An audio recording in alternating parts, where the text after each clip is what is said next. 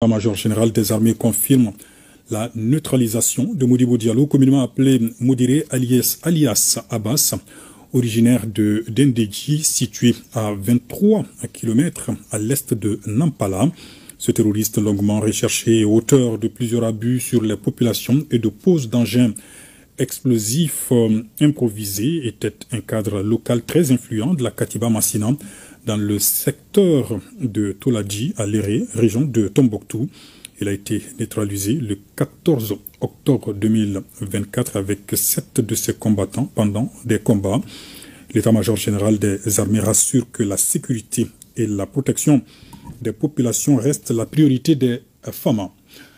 Le ministère de la promotion de la femme, de l'enfant et de la famille aux côtés des veuves, orphelins, des militaires et blessés de guerre, avec le soutien du FAFE, il apporte des tonnes de vivres à la direction du service social des armées.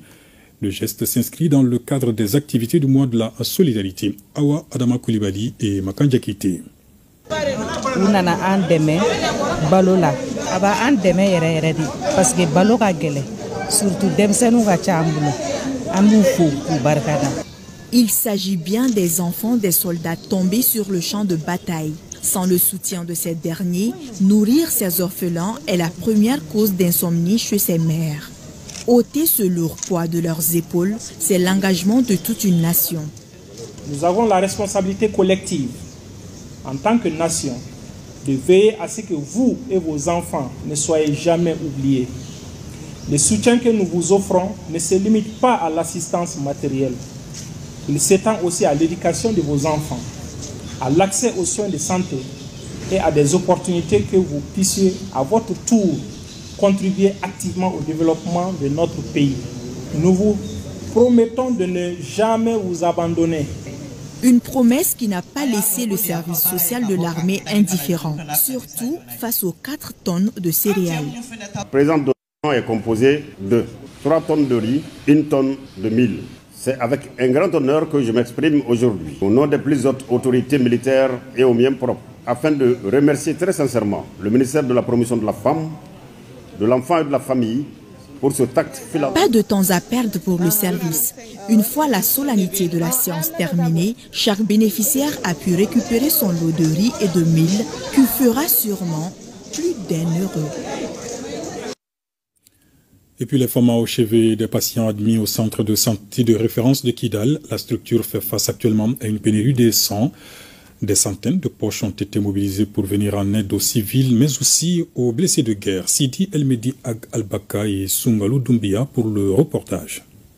Cette initiative des FAMA, à travers la Direction régionale des services de santé des armées de la 7e région militaire en ce mois d'octobre, dédié à la solidarité, vise à renforcer la capacité de la prise en charge des blessés de guerre et de la population civile en général, dont les structures sanitaires se retrouvent souvent en difficulté par manque de ces précieux liquides. L'événement qui nous réunit ce matin au centre médical de garnison de Kidal est une journée de don de sang, une occasion de donner et se renseigner également sur son état de santé ainsi que son groupe sanguin. Les FAMA participent aussi dans la prise en charge du paludisme avec des consultations et des traitements gratuitement offerts, tant d'efforts s'allier à plus d'un titre. La prise en charge des malades est un facteur primordial pour augmenter leurs chances de survie, d'où la nécessité de disposer de sang dans les structures sanitaires. En plus de leur mission régalienne, les forces de défense et de sécurité maliennes soutiennent sans faille les populations civiles de la 8e région. On en vient au grand reportage de la rédaction. Il est consacré à la situation des sinistrés des inondations à Caille. À la date du 13 octobre dernier, la Direction régionale du développement